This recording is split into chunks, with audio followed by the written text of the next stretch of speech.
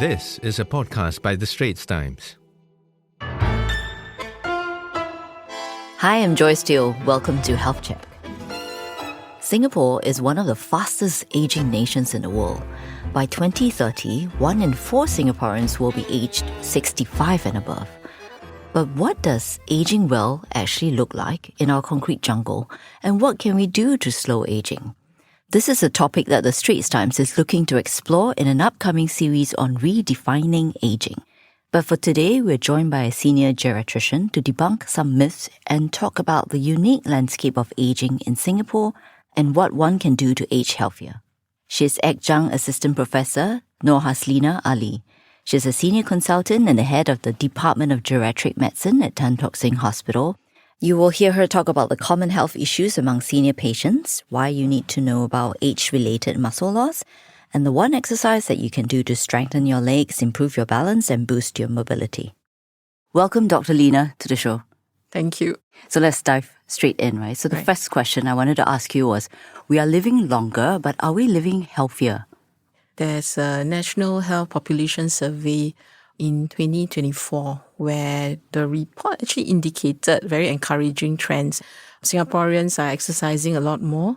There's also a reduction in smoking rates, but chronic diseases like high blood pressure, high cholesterol are still prevalent and is present in 1 in 3 Singaporeans, and obesity rate is increasing. So if you were to say, yes, Singaporeans are healthier, but then again, we are also living longer. The challenge is that for that remaining years of our life, is it living in a healthy state? And most of the time, what we are seeing right now is that Singaporeans are really living in poor health towards the last decade of their lives. And the reason is because of chronic illnesses, cognitive decline, and also perhaps because of disability. I think there's a lot more to be done in terms of managing our chronic diseases and also getting ourselves tracked much earlier. Okay, so we have to work harder. Yes, definitely. Yeah, but I guess the good thing is aging is seen as a modifiable biological process, right? Rather than an inevitable decline. We manage a lot of our elderly population and also the older adults. So we don't really see aging as a disease because otherwise then we'll be over-medicalizing. So what we are treating is in fact frailty and intrinsic capacity, which are modifiable. So if I were to explain what intrinsic capacity is about, it is basically physical abilities and mental abilities to allow us to be as independent as we can. There's movement, there's thinking abilities, there's also mood, senses, and also our energy. So you mentioned frailty, right? Yes. So frailty is basically a concept whereby there's reduced physiological reserve and any minor stressors can actually cause us to be hospitalized and we lose our independence from there. So if I were to compare this to a battery, so intrinsic capacity is where our battery is very full. And frailty is when our battery is low and any minor task that we have to do will cause the battery to be drained. And that's when we are not able to combat whatever stressors in life if we are very frail. Right. But some people do age faster than others, right? So what are some of the telltale signs that doctors like yourself can pick up on? Right. So for someone who is aging much faster than expected, some of the telltale signs include things like we see that they're walking a bit slower, they have reduced strength, and they are not able to get up from chair and in their attempt to stand up. There's also reduction in terms of their thinking abilities where there's slow processing of information. They become more forgetful. There's also the problems with hearing and vision that can affect their function. Some of them can also present with low mood and really low motivation. Others perhaps may have reduction in the appetite, unintentional weight loss, or just low stamina overall. So one of the earliest indicator that we can see is basically how a person walks. Normal walking speed is about 1 meter per second. For someone who is very frail, perhaps it's less than 0.8 meters per second. Oh, okay. I guess we don't really go into the details. But earlier you mentioned the chair to stand test? And we actually measure what is the person's ability and the strength to get up from the chair to stand. So what we are looking at is that they should be able to get up from a chair without the use of the armchair to push them up to stand. Although this is a measurement of the person's ability, we can also advise them, you can actually do very simple exercises where you actually use your lower body weight to actually strengthen your lower limb. And when you do it repeatedly, 10 times in the morning, 10 times in the afternoon, 10 times in the evening, it's as though you are doing the exercises already. Oh, okay. It's like 10 times getting up from the chair, sitting down, that's right. and then standing, but without using your hands to push yourself up. Yes. So this is like, brushing your teeth. If you do it regularly, you keep your teeth clean. So if you do this chair stands on a regular basis, you actually keep your muscles strong, especially the lower limbs. You mentioned that it's one telltale sign, right, that a person is kind of aging faster when they cannot get up from their seat. Yes, that's right. Meaning they cannot get up without the use of their arms or cannot get up at all? They cannot get up without the use of the chair arms, and at the same time, they do it very slowly and they become unsteady as they get up. Right. Would it make sense like if for a maybe middle-aged person, when you have a little bit of difficulty, that's when you should maybe start doing something about Yes, that's right. aging? It tells us that maybe your strength is not very good at that point in time. Right. Okay, let's talk about the common recurrent issues that you see among the patients at the hospital. Can you name us 3? In my outpatient clinic setting, I do see a lot of patients who complain about forgetfulness. I'm also a dementia specialist, so I do evaluate a lot of memory complaints. So oftentimes, patient would think that it's part of normal aging, and that's why as they get older, they are more forgetful. But this is actually not true.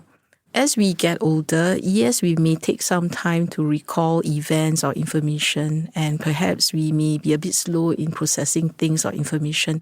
But when it becomes so consistent to the fact that you have your activities of daily living being affected and your functions being affected, then that is not part of normal aging. There might be an underlying medical condition or a disease like Alzheimer's disease that is happening. And that's when one should really get evaluated. Oh. For instance, you're meant to cook for about 2 people, but you're preparing for about 10 people. Then you know there might be some judgment being affected. At the same time, you may be forgetting to put in some ingredients into the food that you have been cooking for like 20 to 30 years.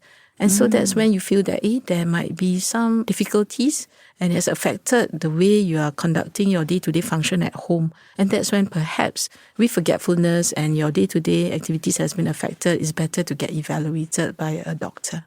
Okay, that sounds like a concrete example that people can understand. Yes. Yeah, and earlier we were talking about we kind of talk about functional decline in a way where with the chair to stand test. Yes, that's right. Yeah.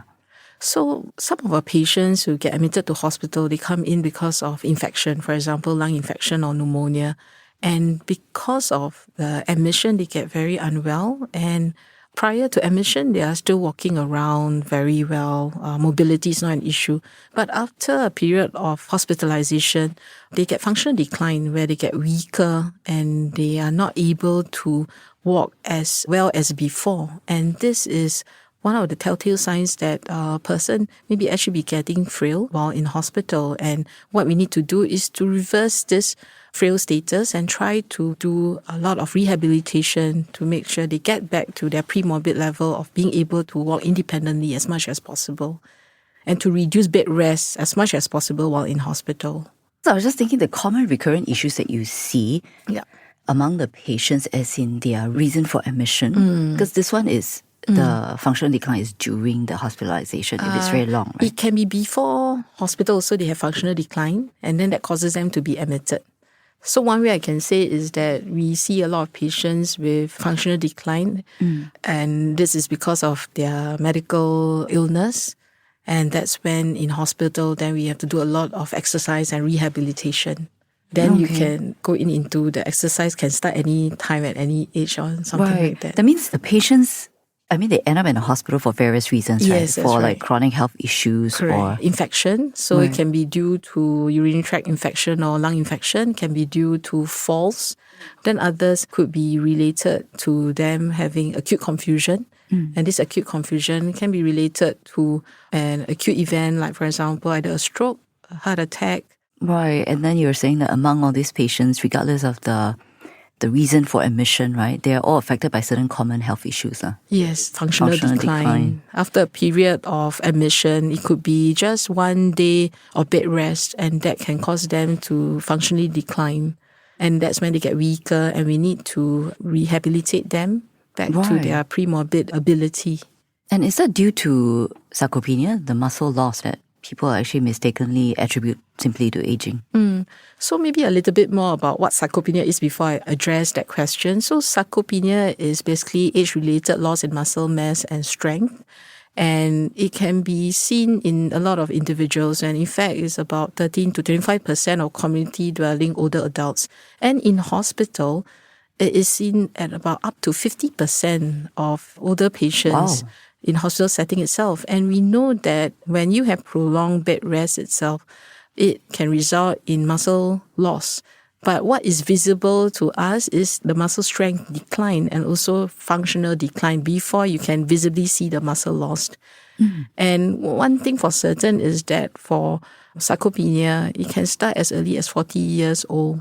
And every year, about 1 to 2% loss of muscle mass can be seen. So that's why it's very important for us to start very early.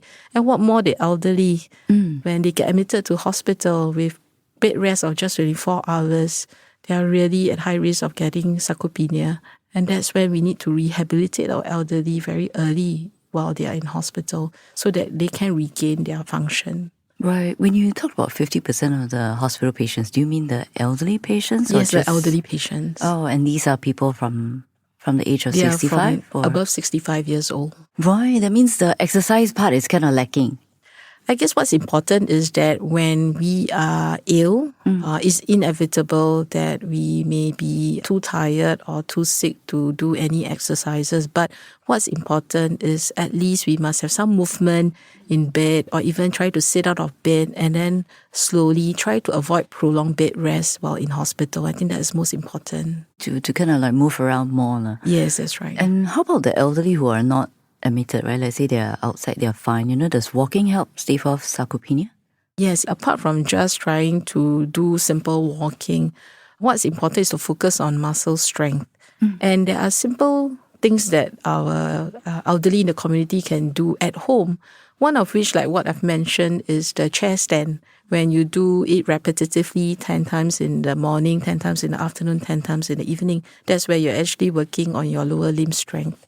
The other thing is that you can also work on your upper limb strength by just carrying your bags of groceries and water bottles, and then you just keep lifting them up and down. And you don't really need to go to the gym to do all these simple strengthening exercises. And that's one way of trying to manage sarcopenia. The second thing is we must make sure that we have enough protein intake. And what's the rough gauge is that we should take about 1 grams per kg body weight per day. How much is that actually? Can you give us an example? Because it's very hard to visualize. So for instance, in the morning, you can take 2 eggs. 2 eggs would be about 12 grams of protein. And then if you take a cup of milk, that could be another 8 to 10 grams of protein, depending on what type of milk that you're taking. That would settle about 20 grams of protein in the morning. In the afternoon, if you were to take chicken breast, that could be another 20 to 25 grams of protein. And the addition of things like beans or broccoli, spinach, all that contain some protein constituents also. And you would have settled the necessary amount of protein per meal, which should target about 20 to 30 grams per meal of protein for a 60 kilogram adult. Right. Actually, that's quite a bit. People will think they have 1 egg in the morning or just 2 and that's enough. But actually that's not enough, you're saying? Yes, usually that's not enough. So we should really try to aim for about 1 to 1.2 grams per kg of protein per day as much as possible.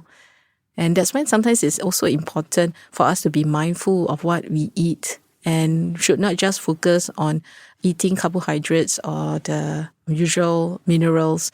I think protein is something that needs to be focused on, and that's the building blocks for our muscles. Okay. Carbohydrates are important also, right? Yes, that's right. Because, one of the myths that we wanted to talk about was I was saying older adults tend to pile on weight easily. So maybe they'll cut out all the carbs and just focus on the protein and the fiber.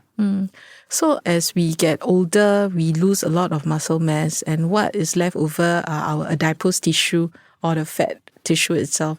And what we perceive as gaining weight is, in fact, we are actually losing a lot of the muscle mass. And what most of us are looking at the elderly is basically the leftover adipose tissue. And it tells us that when an older adult tries to build muscle, and that's when, in fact, the layer of adipose tissue might actually be burned, as muscle actually burns fat. And through strength exercises, it does help in terms of burning the fat and at the same time strengthening our body for day-to-day activities. So do they need carbohydrates I apart from think protein? we need a balanced diet where you still need a certain amount of protein and you still need carbohydrates and also fats. But majority could be carbohydrates about 40-50%, protein is about 20-30%, and fats maybe about 10%. Right. So actually to exercise, you need the energy from the carbohydrates. Yes, and to build that's muscles, you need the protein. So basically, you need to eat everything. We need a balanced diet. diet. But most of the time, we don't focus on the protein intake. And that's why we don't really build our muscles very well. Okay, interesting. I wanted to get back to the sarcopenia part, right? Because we were talking about like exercise. You mentioned the things that people can do. But there's also this myth, right, that people think that seniors are too old to do high intensity exercises. I mean, we're not talking about a 90-year-old, but maybe somebody who's 70 years old, you know. People will probably advise them to, say, walk instead of run, and then to do Tai Chi instead of, I don't know, kickboxing or spinning. Yes. Yeah. To me, it's never too old to start exercising. Maybe I can share a little bit about my late grandpa. He was 92 years old, and he was able to walk from North Bridge Road, where he stayed, in all the way to Marina Bay Sands, and it's just through walking. Wow. And cognitively, he was intact, and he does have diabetes and high blood pressure, but he did not let these chronic illnesses prevent him from exercising. And it's through this frequent walks that he was able to be as healthy as he can until his early 90s. Wow. How long did that walk take, actually? It could be about 1 hour with, of course, intermittent stops in between. So what it tells me is that age should not be a barrier for you to start exercising. And there are various exercises that an elderly can do, as simple walks, and that promotes movement. Strength training is one way of building your muscle also. And the other thing that we know that there are many studies on frail elderly patients, those above 80 years old, that have demonstrated that when you have a balance and strength training, they can actually increase the walking speed of the frail elderly, can also increase their muscle strength, and at the same time their balance, and improve their abilities to do their activities of daily living. And this has been proven in most of the frailty interventional studies. So that tells us you're never too old to start exercising. So, but are seniors too old for high intensity exercises? I guess we must be very moderate in our approach. We should not try to exercise at an intensity that we may not be able to partake in. And I think for high intensity exercises basically might be too dangerous for most of our elderly patients. Anything that is low intensity to moderate intensity, that would be fine. If you're able to bring your heart rate up to about 20-30% of your maximum heart rate, that is good enough. And simple things like walking is definitely good to keep your heart rate being elevated slightly. The other focus is to do strength training. Oh, but what harm will it be if you do high intensity exercise? So what happens is that if you have an underlying medical condition like a heart disease and you try to do high intensity exercises, what may happen is that your heart is not being able to pump out the blood and the oxygen very well. Then what can happen is that it may even cause a lot of stress on your heart. You may even get chest pain during exercise, and it can be quite detrimental to your heart itself. Some people may even develop a heart attack or a heart failure because of the high intensity. What's important is to know what is your limit. And if you're uncertain, you should get the advice of a medical professional before you partake in any high intensity exercises. But if you have been exercising and you feel fine, then I guess it's okay to actually continue. Yes, I think it's fine if you know that this is your usual pace and it is not taxing to your body. I think within normal limits, it's perfectly fine to continue. Okay, interesting. Because I was watching this High Rocks video and there was this guy, he's 69 and he's so fit going through all the different stations. It's amazing. High Rocks is a very high intensity. Even for mid-40s or mid-50s, it might be very challenging to finish the High Rocks course. Okay, so it's actually good to start young, right? Yes, We're that's going to right. get to that, the tips later. You're a dementia specialist. Let's talk about the memory part, right? Because people will think when you're older, you cannot learn new things or you're too slow because the cognitive issues will actually hinder the speed at which you learn new things. Can you talk to us about that? Right. As we get older, we tend to learn new things a bit slower compared to someone who is younger. But that doesn't mean that an older person cannot learn new things. There's this term called neuroplasticity, whereby the brain is able to adapt and adjust. And in fact, our brain can continue to grow to learn new things. I give you an example. During COVID period where people are in isolation, we have to use the app. And most of the time, what I'm seeing for my patient who visit me in the clinic is that they are now very good at using WhatsApp to connect with their loved ones and at the same time being able to use the various digital apps in their phone. And that tells us that, hey, even in their 80s or even early 90s, they're able to learn all these new gadgets and it's perfectly fine. Interesting. I think people should remember that and have faith in themselves. Yes. Okay. And then how about the vision and hearing and the chewing? Is that like a big thing? I mean, like among the patients that you see, does it come up all the time? Right. As we get older, our hearing and vision may be declining. But I think what's important is that as the sensorium starts to decrease, we should address this. One of the reasons why it is important is because if we leave our vision, any visual impairment untreated, it can predispose us to falls. And that can lead us to functional decline, inactivity. And the other part is that for any untreated hearing impairment, it's actually a risk factor for getting dementia later on in life. When you have hearing impairment, it causes a person to withdraw from society. And when there's no stimulation, that's when your cognitive decline can happen. Right, and dementia or falls are like big problems in Singapore. Yes, that's with right. the aging population, right? Yeah, in fact, they are quite common syndromes that we do see in hospitals. Right, okay. So, Dr. Lina, I wanted to ask you, I mean, given your understanding of aging challenges in Singapore, right, what are your personal strategies for mitigating the effects of aging? Right. So I think for me personally, I try to keep it simple and consistent.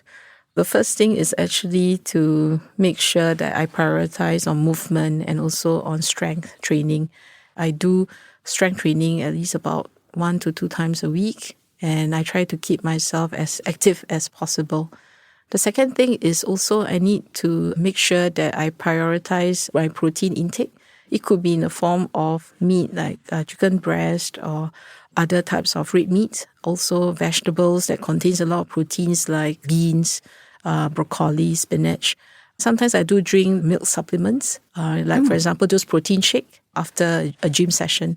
The third thing is also to ensure that I am cognitively engaged and also socially engaged. The reason is because it's important to make sure that we protect our brain and social health. And we maintain relationships with others, and then we try to make sure that our mind continues to be challenged and be stimulated. The other part I feel is about being mindful about aging itself. So we're able to see with clarity that aging is a process, but we can still be present and enjoy the experiences of aging itself. Having a positive mindset towards aging is very important. It's not something that I feel we should fear. It's something that I guess we can shape. And how I do that is to bring the mindfulness foundational attitudes towards the way I live my life and things like, being grateful, being kind, focus on the positive things, letting go of things that we can't change, and at the same time focus on the positivity and acceptance of what I can do. Right, those are great tips. When it comes to aging, it's because we can do something about it, right? Yes, that that's we right. should start young. Yes, precisely. Contrary to what people used to think. Yes. Okay. Because we used to think that when you're older, maybe when you're 50, 60, you can do something. But you were saying earlier that we should start even earlier, right? Yes, we should start in our 40s already. Right. So what are 3 things that a person in their 40s should do to cope with aging? Right. I think the first thing is really to build your muscles. early. And how you can do that is really to optimize your nutritional intake. Second thing is really to focus on strength training. Just use normal household items for that without the need to go to the gym. Then the second thing, I guess, is also to make sure that we stay active most of the time, whereby you try to limit inactivity, because with inactivity, it predisposes you to getting sarcopenia. That's where you can have accelerated muscle loss itself as you age. The third thing is really to maintain your social health and your brain health also. Again, try to have connections with people, get socially engaged. That would be roughly my advice. Which is what you kind of like your personal strategies that's as well, right. right? When did you start going to the gym? Is that something that people should actually start on because it's more effective, I guess? Yes, I am in my mid-40s. And I feel that it's time for me to focus on my health and not just focus on work. So I have started gymming about 1 year plus ago.